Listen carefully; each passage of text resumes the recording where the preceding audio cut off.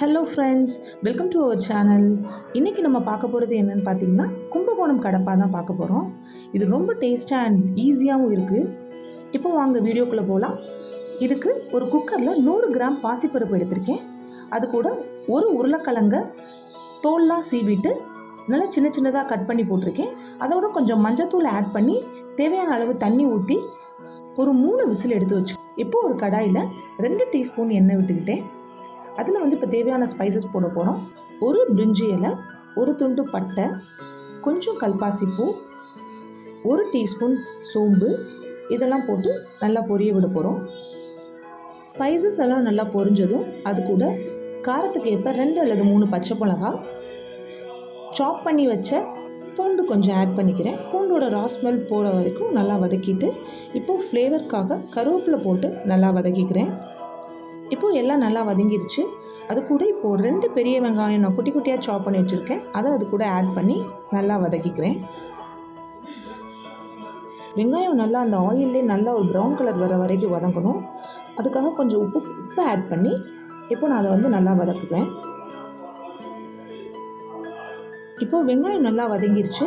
அது கூட நான் 2 தக்காளி குட்டி குட்டியாக நறுக்கி வச்சுருக்கேன். அதை அது கூட ஆட் பண்ணி நல்லா வதக்கிக்கிறேன். தக்காளி நல்லா வதங்கணும். அப்போ வெங்காயம் தக்காளி ஒரு பக்கெட் நல்லா வதங்கிட்டுருக்கு. இப்போது நம்ம இந்த கடப்பாக்கு தேவையான அரவை கொஞ்சம் ரெடி பண்ணிக்க போகிறோம். அதுக்கு ஒரு மிக்சி ஜாரில் 1 கப் தேங்காய் துருவல், 1 டீஸ்பூன் சோம்பு, 2 டீஸ்பூன் பொட்டுக்கடலை, ஒரு சின்ன துண்டு இஞ்சி. உங்கள்கிட்ட கசகசா இருந்துச்சுன்னா கசகசா போட்டுக்கோங்க. என்கிட்ட கசகசா இல்லாதனால நான் 4 முந்திரி ஆட் பண்ணியிருக்கேன்.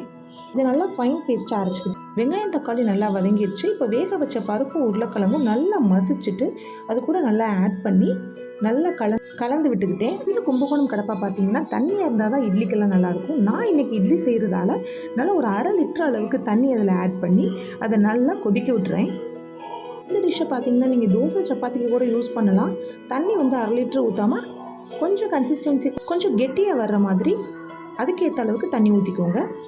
இப்போது இதில் நான் 4 பேருக்கு தேவையான அளவுக்கு நான் 1/2 லிட்டர் தண்ணி ஊற்றிருக்கேன். உங்களுக்கு அதுக்கு மேலே வேணும்னா இன்னும் கொஞ்சம் தண்ணி ஆட் பண்ணி நல்லா கொதிக்க விடுங்க.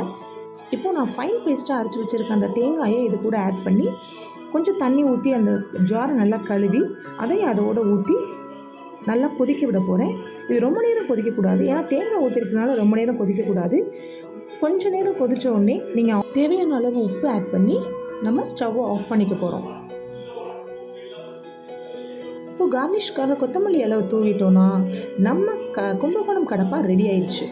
இந்த டிஷ் பார்த்திங்கன்னா ஒரு சாம்பாரும் குருமாவும் சேர்ந்த ஒரு டேஸ்ட்டில் இருக்கும். இப்போ நம்ம அதை சூடாக இட்லி கூட நம்ம சர்வ் பண்ண போகிறோம்.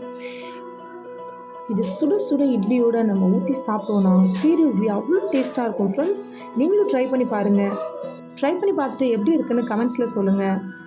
நம்ம சேனலோட வீடியோஸ் பிடிச்சிருந்துச்சுன்னா சப்ஸ்கிரைப் பண்ணுங்கள். மறக்காமல் அந்த பெல் ஐக்கானையும் கிளிக் பண்ணிடுங்க. ஓகே ஃப்ரெண்ட்ஸ், மறுபடியும் இதே மாதிரி டிஃப்ரெண்ட்டான ரெசிபியோடு நான் உங்களை சந்திக்கிறேன். அன்டில் தென், டாடா, பாய்.